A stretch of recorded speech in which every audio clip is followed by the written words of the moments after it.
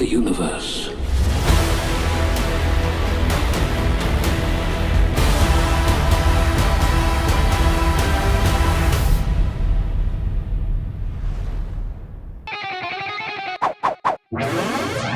Rebel Moon to me is completely different than any of the big kind of tentpole like superhero space movies that I've seen recently. I really got invested in the characters, which I don't necessarily do always with these types of movies.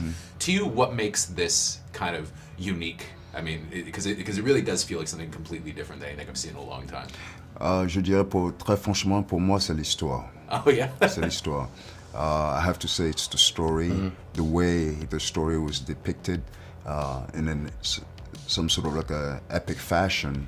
Really I felt that was quite grounding, you know, in terms of where we're going with Rebel Moon. Right? I mean, yeah. I mean, the grounding is a great way to put it. If you are to compare, and not to compare for better or worse, I'm a big fan of many mythologies, many lores, Lord of the Rings, Star Wars. I mean, they're all wonderful. But where I think we are different is these, like you said, these usually involve superheroes, and it's kind of larger than life. And what Zack's done here is he's created this epic movie, but he's grounded it in characters that are relatable. We're not superheroes, we are heroes. We are people, we are on the path to becoming heroes. We are flawed, and we are on the road to redemption. Yeah, we're definitely flawed characters on the road to redemption, and obviously recovering. Yeah, recovering from our traumas, recovering from the last 5-10 years of, you know, the repercussions of being under the watchful gaze of the Imperium, and, you know, set aside space and spaceships. That is a human feeling. Losing and having to find yourself again, becoming again, feeling isolated and finding your tribe, finding purpose again. I think that's what makes this relatable and what makes this different. I think that is how I felt about the movie. I think that is probably what you put it into words exactly. Just the fact that they do feel like human characters that are fallible, and that somebody could die just like that. You know? Exactly.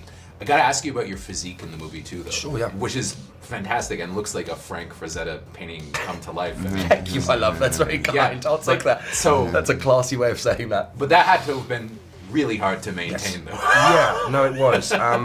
You know, I had the fortune of being topless for 100% of this movie, and most of the next. Spoiler alert.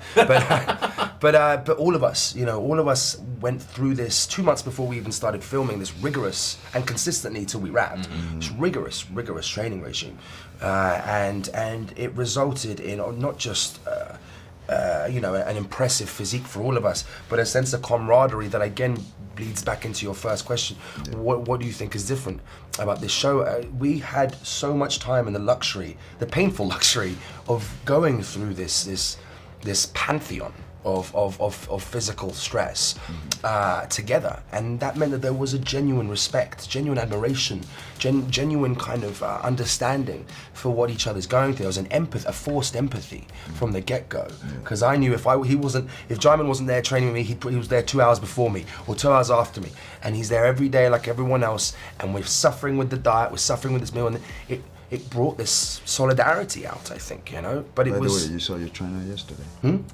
Yeah. You saw our trainer. Yeah, I saw him yesterday. He had the Gucci suit on, looking dumb. Your biceps in the movie are pretty impressive. Oh, yeah. Went back to the hotel room and did some push-ups afterwards. Yeah, right. So it's inadequate. I gotta ask you guys also about Zack Snyder, though, just because I feel like he is one of the. I don't know if I know of another director who kind of inspires the kind of loyalty that he seems to have with his cast. Because it seems like everybody loves him. I've never heard a bad word about him spoken by anybody. Well, I have yet to see him get frustrated. Really? Yeah. Really? Even on a huge movie like this? Really? Listen, and I'm not sure whether it's because of the fact that he spent over 30 years fantasizing about this, fantasy, right?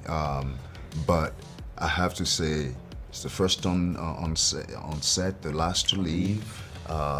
Everybody has questions for him. And he's always got an answer. He's the cinematographer on set. He's the director. He's holding the camera, right? And every one of your needs in terms of your character, the backstory of a character, he's got it. Interesting. And I think that's, you know, that's one of the reasons he's so loved. Also, like Djimon touched on, he's in the trenches with us. He's doing the training as well. He's doing the diet. As Jai said, he's sat there right in front, right there with us with the camera, and there's a sense of enthusiasm. He's a nerd like the rest of us, you know what I mean? And he loves being there, and that is infectious, and it is so endearing to see a man who's been doing this long. Imagine this for 30 years, you know, got a family and wife, everything, and he's still there day in, day out. And speaking of bringing a global cast, Yes, Yeah. yes, right? I mean, like, we have people from South Korea, we have people from North Africa, you know, Sub-Saharan Africa, you know, India, Russia. I mean, he brought a cast that he wants, I guess, was. This was probably, very intentional, right? To really get the story to a world audience. Sure. You know, and I think he did a tremendous. I mean, take my hats off from. Chapeau. I mean, chapeau. I mean, that's extremely commendable. But the personality was also something that really kind of like touched me and took me back for a minute, because I, day in and day out, 9 months straight working on this film, and 9 months he has to answer your questions. It's very, very brave. Well, thank you so much, guys. I love the movie, by the way. I had a blast. Thank you. I'm so glad you enjoyed it. This isn't just pursuit of revolution.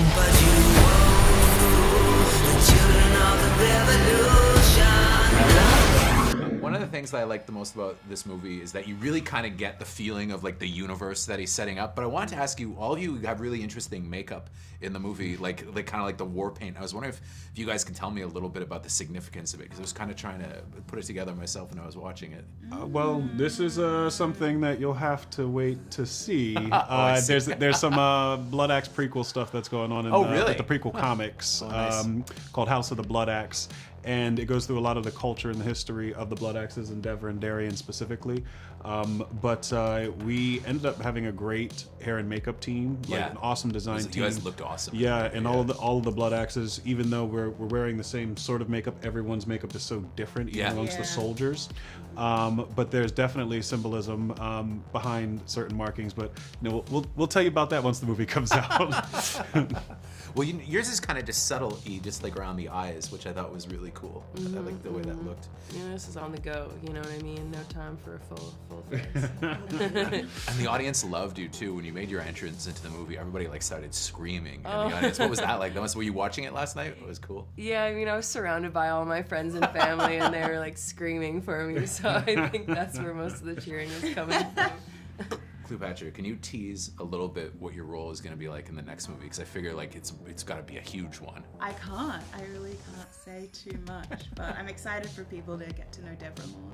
Well, the Blood Axes are really cool characters, though, and I feel like they kind of, like you said, that they've got this whole history behind them. One of the things that I've heard about Zack Snyder as a director is that he's very kind of communicative, or he's like really collaborative with his cast. And I was wondering if that was your experience, where you guys put a bit of yourself into the role as well, because I feel like nobody could have played your role but you. Like it was kind of one of that's the way I feel about most of his movies, though. I think that's just how he casts as well. He casts very unique and awesome individuals to play the roles, and then he trusts you to do the job. If there's some cool stuff during on the day that he wants to try something new or different, great. And if you want to try something new and to say, hey, look, how about, I had a thought about this or that, and if it gels with the story, then, you get a shot to give it a shot. You get a shot to give it a try, and you never know, it might end up in it. But at the end of the day, Zack, Kurt, and Shay had filled this world with so much lore. Most of the time, all I would want to do is just sit back and let him tell me about it all. Yes. Also, I think what I like most about his movies too, and the sense that I got from this movie, especially from your characters, Ian and Cleopatra, is that there's this sense of like not only camaraderie but like a real sense of love for the characters, and I thought that came through pretty powerfully in the movie, especially kind of your loyalty to him, and then the kind of the brother. It was cool that you guys were brother and sister as well. You don't see that as much in movies, like where they're like warriors. Yeah. What was the question? No, just like was like, was that something that was unique that you guys had to get to have this vulnerability where you get to really kind of have this relationship and this deep feeling? Well, I think it's Zack. It's in the script. You know, it's all there, but the job is always to fill it in deeper and put yourself into it and ground it, and particularly in something that's based in fantasy or sci-fi, you want to make it as sort of human as possible. And E, what was it like doing these big action scenes? Was this kind of one of your first experiences making this kind of massive scale sci-fi? Yeah, totally. I mean, this was my first film ever, and what a one to start with. I'm saying, and I'm generally sort of an uncoordinated person. So when I met the stunt team, I was like, "You guys got your work cut out for you." But luckily, they are all so good at what they do, and inspiring and professional and patient. And so by the time we got to set, it was just a lot of fun on the days we were shooting those action scenes. Oh, well, thank you very much. I love the movie, and I want to see more of the Blood Axes. I'll read the comic for sure. Yeah, for sure.